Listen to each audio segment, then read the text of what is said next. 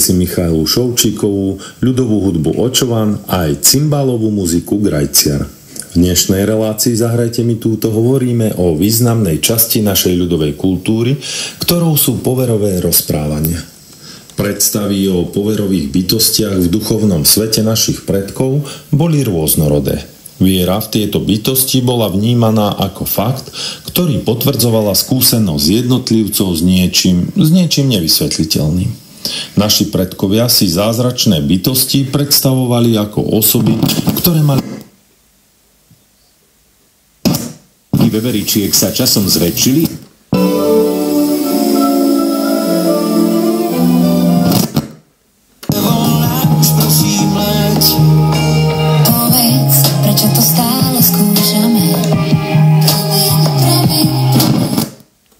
Jemné zmeny, ale z pohľadu evolúcie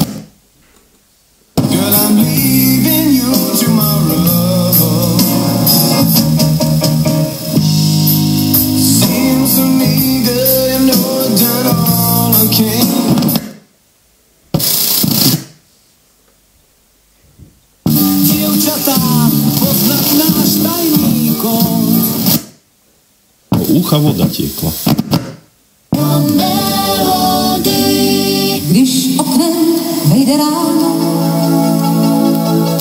Ez részben igaz is, mert jellemzően a fizika tényleg olyan, hogy az ember vásárol egy kütyüt 70 euróért, és azt évente egyszer viszi be.